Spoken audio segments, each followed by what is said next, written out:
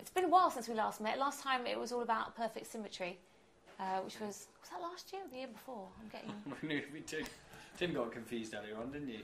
Yeah, I don't know. Years mixed up. Yeah. I think it was 2008. Yes. I think it was. Right. Yeah, it was. Now we're talking about Night Train, which is the new EP set to come out in May. Correct. Got your facts right there. Yeah, phew. All good. Let's hope so. So, tell us a bit about it. First of all, it's an EP, so after the third album, now you're doing an EP. How come?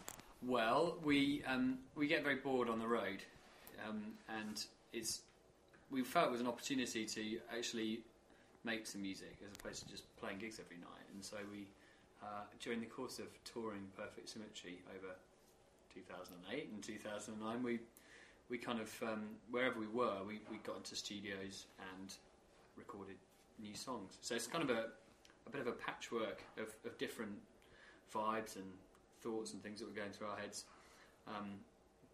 but it hangs together on that idea of the fact that we were on tour and we were travelling together, some of the time in fact on a night train, which was where the idea for the title came. It kind of reminds me of that old song, "A long time on the night train." Is that right, or is it called The Night Shift? I always get it wrong. I think it might be Night Shift. There's an Oscar Peterson song for Night Train, I think. Okay. Anyway. Well, if it isn't The Night Shift, that was completely irrelevant on my part. Sorry to confuse you there. But yeah, it's quite an atmospheric feeling. I read it's a different sound. There's new sounds as well from you guys. There are. It kind of started off with, we collaborated with a guy called Keane. He's one of our favourite hip hop artists. He's kind of Canadian, Somalian, both of those. And he we just loved his first record, and we got in touch with him, and we met with him in a studio in London and put this song together called "Stop for a Minute," and we were just incredibly excited by the results, and so that spawned the rest of the EP and the whole idea. So it kind of began. So it is very different, not what people would expect, but I think we've made a success of it. I was going to say, I don't automatically think of Keane and hip hop. Like you guys are like chilling out to hip hop a lot, and is that actually what you're doing? Well, it's funny because when we started making Perfect Symmetry, there was a lot of talk about trying to make a kind of hip hop album, wasn't there? Yeah. Which is always, a few people have tried it, and so often it just comes out sounding horrendous. And anyway, for one reason or another, we ended up our sort of ideas changed for that record, and the style of the songs we were writing changed. But we still have, all of us love that sort of music, or certain artists from that world. And Keane especially seems like a kind of he's a very poetic, very kind of melodic. And also a very kind of philosophical feeling artist, and I think it felt like he's a great collaborator and very interested in, I guess, reaching out to different styles of music. He's certainly not interested in being just part of a particular niche or whatever. And I think we kind of feel the same way, and it just seemed, I guess for those reasons, it just works so well in the studio. And it's, I guess the only kind of formula we have is to not want to be stuck with a particular style. Mm-hmm. And so it felt like a great thing to actually do something completely different, and something that most people would probably think would be totally inappropriate. I have to ask, with Perfect Symmetry, we saw you guys kind of maybe change your image and your style a little bit. You were wearing much brighter colours. Oh yeah. Yeah. So will you be wearing kind of more hip hop type clothing, like more trainers? I see you're wearing a hoodie now, like quite, the baggy look. Yeah. I don't know. It's the post-Christmas look. Yeah, exactly. Dark colours. We don't know really. We just follow our noses. We felt that Perfect Symmetry was a very kind of exuberant and colourful record. So that I think we kind of wanted to get out of that kind of, sharp suits and kind of dressing up. So who knows what this album will inspire in us? But it definitely comes from like Tom said, we don't really have a we'd have any kind of plan actually. But it is just about doing things instinctively. I think following whatever kind of music we feel excited about. It's a great advantage of being in the position that we're in, I suppose. And it just seems so perverse that if you're a band that has a bit of luck and a bit of success, to just kind of plough the same furrow and never change and never try anything else, and to have the chance to reach out and I guess dabble a little bit, for want of a better word, to to have someone like Keane on who's actually interested in working with us, it's just a fantastic opportunity to learn a bit more about a new style of music and do things in a different way, and it's so liberating, and it just makes the whole process of being creative so fun. And I guess like Tom says, that was the whole process of making the whole EP was like that. You sound a little bit like you might be saying some bands just haven't moved on and they don't change us. Any bands that you'd like to mention there? Anyone in particular you have in mind, or are you just too nice? Well, most bands are like that, basically, I think. But the bands that do move on are the ones that get remembered. So there's no point sitting around kind of saying, well, they're not trying hard enough or whatever, because the bands that are really great, from the Beatles onwards through Radiohead and Depeche Mode and Bowie and pretty much any great band you could care to mention who stood the test of time. They're the ones that are hungry to try new things and just have their kind of the freedom of creative thinking to actually open up to different ways of making music. You kind of got out of one of my questions I was kind of gearing towards. Do you have like a stylist who basically styles you for every album and changes your image, or is it up to you?